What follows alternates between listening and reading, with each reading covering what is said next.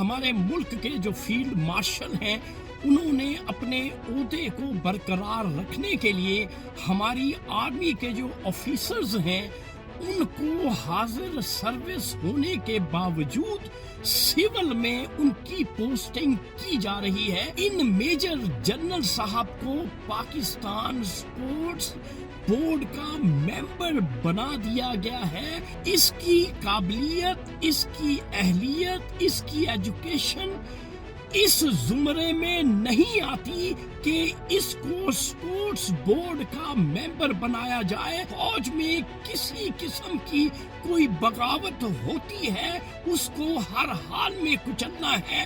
تک آپ سڑکوں پہ نہیں نکلیں گے، جب تک آپ اپنے حقوق کے لیے باہر نہیں نکلیں گے۔ فوجیوں نے سول میں پورے عہدوں پہ فائز ہو کر ملک اور آپ کو کنٹرول کر لینا ہے۔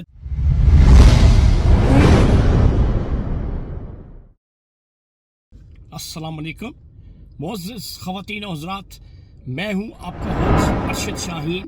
میں اپنے معزز ناظرین کو اپنے یوٹیوب چینل سچی گل میں خوش آمدید کہتا ہوں۔ میرے پاکستانیوں، آج کا سچ میری موکلہ نے اسلام آباد سے مجھے موصول کروایا ہے۔ انتہائی عام سچ ہے، کیونکہ ہمارے ملک کے جو فیلڈ مارشل ہیں انہوں نے اپنے عہدے کو برقرار رکھنے کے لیے ہماری آرمی کے جو آفیسرز ہیں ان کو حاضر سروس ہونے کے باوجود سول میں ان کی پوسٹنگ کی جا رہی ہے، جس میں میری موکلہ نے ایک نام مجھ تک بھیجا ہے جن کا نام ہے میجر جنرل عرفان ارشد۔ اب یہ جو میجر صاحب ہیں، یہ کہا یہ جا رہا ہے کہ آرمی چیف کے منظور نظر ہیں، اس لیے آرمی چیف نے اپنے گروپ کو سٹرونگ کرنے کے لیے اور اپنے ووٹ بڑھانے کے لیے تاکہ وہ اپنے عہدے پر قائم و دائم رہیں، ان میجر جنرل صاحب کو پاکستان سپورٹس بورڈ کا ممبر بنا دیا گیا ہے۔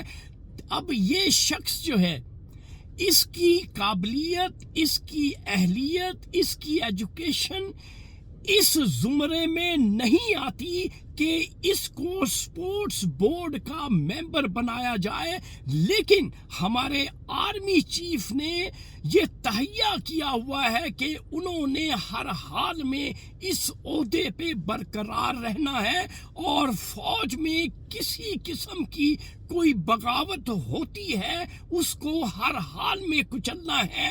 تو اس لیے میری موکلہ نے بتایا ہے کہ تقریباً 10 ایسے آفیسرز ہیں آرمی کے جن کو آرمی چیف نے سول میں ان کی تعیناتی کی ہے، لیکن ایک نام ابھی میری موکلہ نے بتایا ہے جو سامنے آیا ہے۔ باقی تمام کے تمام نام جو ہیں وہ صیغہ راز میں رکھے گئے ہیں۔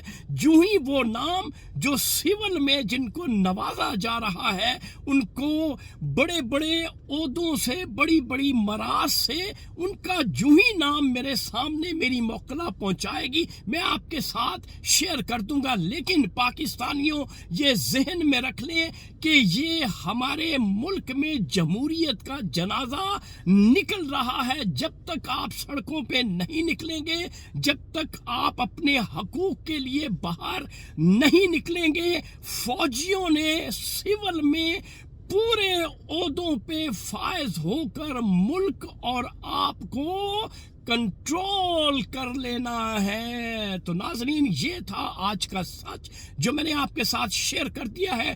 انشاءاللہ اگلی ویڈیو میں اگلے سچ کے ساتھ آپ کا میزبان ارشد شاہین دوبارہ آپ کی خدمت میں حاضر ہوگا۔ اس وقت آپ مجھے میرے یوٹیوب چینل سچی گل سے اجازت دیں۔ Thank you very much. اللہ حافظ۔